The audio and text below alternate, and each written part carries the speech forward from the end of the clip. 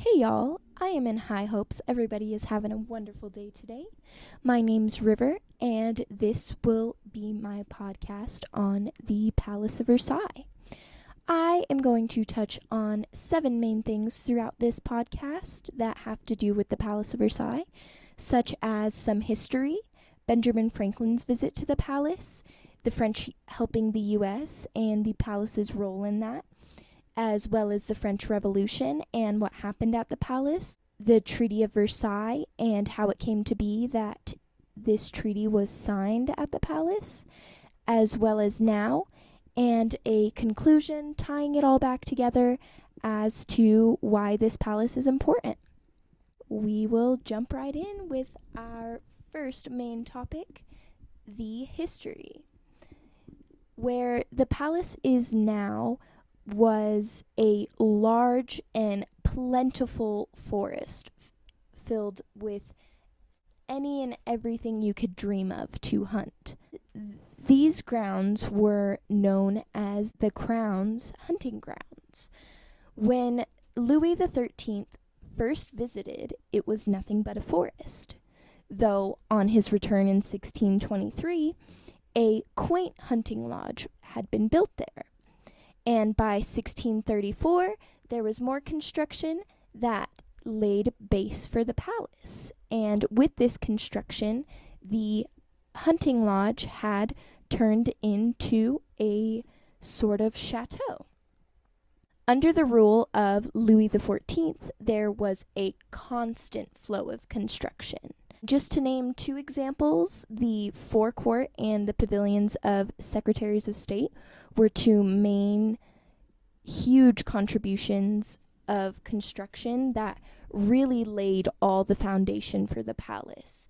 And construction came to all but a screeching halt with Louis XIV's death in 1722, and during the time between 1722 and 1729, a duration of 7 years, there was no construction and the palace laid all but barren.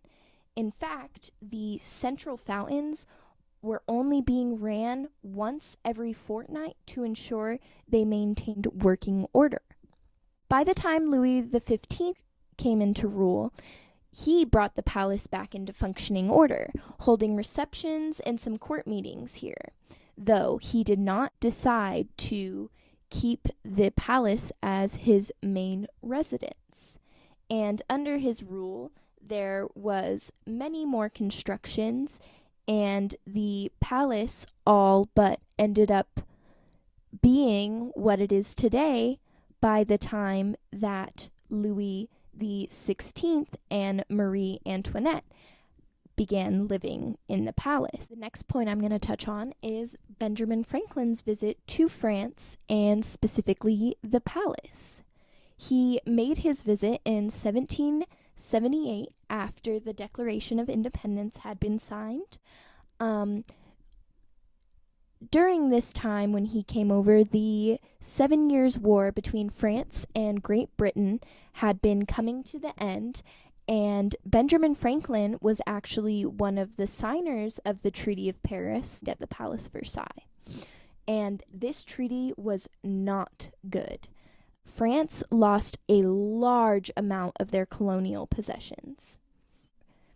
Ben was very popular on his arrival to France. French army-men wanted to come to America because of him. His aspirations and all that he achieved bled off onto these men, and they wanted what he had, as well as the women wearing lightning dresses in homage to his invention of the lightning conductor. I have a direct quote from Ben in a letter to his niece from the time span of within the first year of his time in France. This is the civilest nation upon earth. Your first acquaintance will endeavor to find out what you like, and they tell others. If 'tis understood you like mutton, dine where you will, and you will find mutton.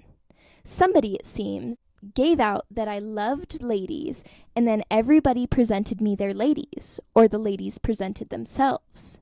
To be embraced, that is, to have their necks kissed, for as to kissing of lips or cheeks, it is not the mode here. The first is reckoned rude, and the second may rub off paint. The French ladies have, however, 1,000 other ways of rendering themselves agreeable. By their various attentions and civilities, and their sensible conversations, 'tis a delightful people to live with. So as we can see, and as Dr. John had mentioned to us, Ben really was he left his comrades, he left America, and he just came to France and made good acquaintances, met people he liked, and some ladies he even, may have loved. And as proof of this, on his return, he wrote to one of his that though he had a beautiful home of his own construction, a great wage and job, an affectionate daughter, which, what is that supposed to mean? But promising grandchildren, old friends, public honors and distinctions, and these all could not make him forget Paris and the 9 years of happiness he enjoyed there. On to the French helping the U.S. and our revolution. It was a large split decision on whether to support American insurgents. The Count of Virginia's was already drafting a treaty of American independence. Many wanted to get back at Great Britain after the 7 Years' War and the Treaty of Paris, as it was looked at as an embarrassment. The Treaty of Alliance was signed by both sides on the 6th of January, but kept secret. The Treaty of Alliance stated that nor France or the colonies would lay down arms until the U.S. was recognized as its own sovereign country. English agents and spies were in France trying to convince French diplomats and others to not continue negotiations, even offering bills of conciliation, which offered almost exactly what Franklin had proposed to them in 1755. So we can see the British are getting desperate now. It was Lafayette who secured communications, working closely with Washington to figure out what we needed, then saving our butts in Yorktown. With the Treaty of Alliance, the French handed over 8,000 men. After everything, the French people were becoming tired of high taxes and fighting a battle that not only wasn't theirs, but were rewarded or shown gratitude in ingratitude and unfriendly criticism. France ended up being nearly bankrupted because of this war, and the things they were supposed to be given were never received, which leads to the French Revolution. On October of 1789, the palace was invaded, and the court with the king and queen were forced to leave the palace and head for Paris to be held accountable for their actions.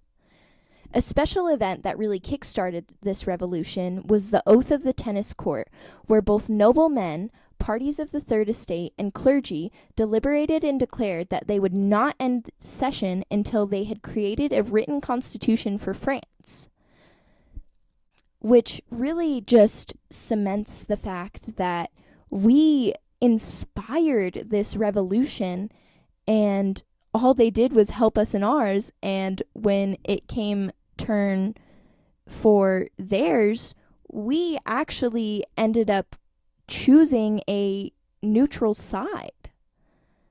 The new constitution for France was written and officiated in 1791, and this revolution was highly inspired by the revolution that the monarchy supported against another monarchy. What did King Louis really think was going to happen? You're taxing your people like crazy, and you just supported colonies and lower people to overthrow their monarch. You can't really expect any more or less. On August 10th, 1792, the palace of Turles was invaded and the king and queen were taken prisoner to be held accountable for their crimes. Louis was executed by public guillotine on the 21st of January, 1793. Marie Antoinette, his wife, was executed the same way only 9 months later. Law got passed on June 10th of 1793 for disposal of contents of all palaces and stayings of the crown. Anything involving or had to do with the crown other than the arts or science was taken out and sold off over the course of a year. Many of the other artistic possessions of the crown were moved to the Central Museum for Arts.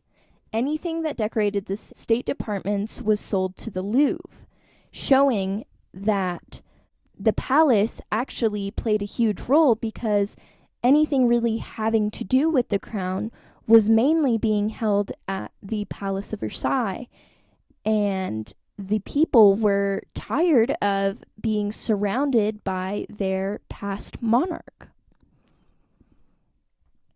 By the time the Treaty of Versailles came around, the palace was actually a museum.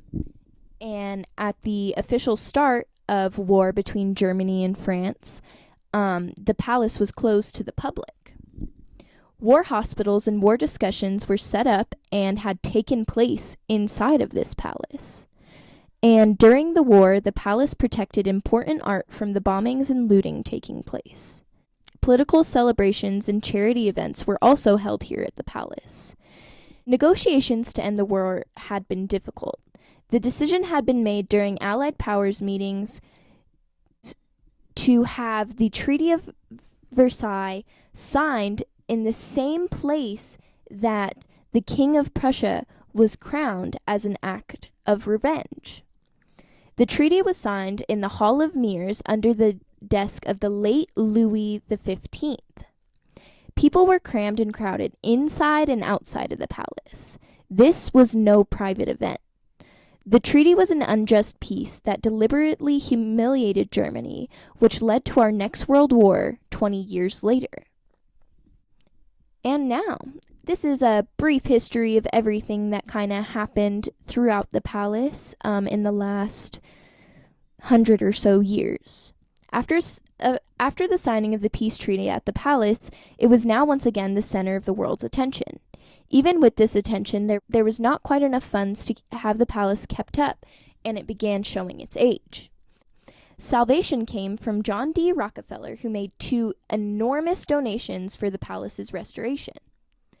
Palace curators began refurnishing the rooms and making it their mission to find the crown's furnishing that was dispersed through the French Revolution. The documentary Royal Affairs in Versailles coming out also gained back the public's attention. Some important people that regained popularity and visitation of the palace include John and Jackie Kennedy and Queen Elizabeth II. Many of the original architecture has been recently or is still being restored, such as the Hall of Mirrors. Like when I was there, I saw a large amount of construction. Mostly, I think they were just retouching like gold and making sure the roofing was all good. But as of now, there are all kinds of tours and major expeditions. You can explore the Royal Opera House, the musical gardens, or even just get some information or pop on over to the Equestrian Academy of Versailles, which hosts some of the world's best horses and best riders.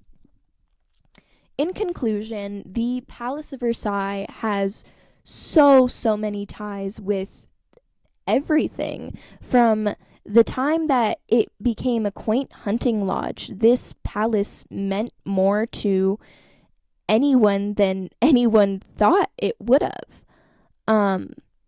At the beginning, it was just really a sign of power, and it's really interesting to think that when just talking in class the other day about Benjamin Franklin's visit to France, that it would actually be so intertwined with so many other things, such as the Treaty of Paris, the Treaty of Alliance, him making acquaintance with the crown. The palace is really just a amazing historical site that I believe should be more widely known and talked about. My visit there was probably it was one of the most amazing and beautiful things I have ever seen, and one of the pieces of history that I have done more in-depth research in than I have done on anything else in my entire life. So, if you ever get a chance to make it out to Paris, go see this palace. Go learn some more history about it. Like, there's so many secrets and things that I couldn't even touch on in this podcast just because it wasn't related, but there's so much information and amazing historical things that happened at this palace. And not only that, it is just beautiful. I really thank anyone who decided to tune in. I hope everyone enjoyed their fall break. Friday. How is that a break? But whatever. Thank you guys.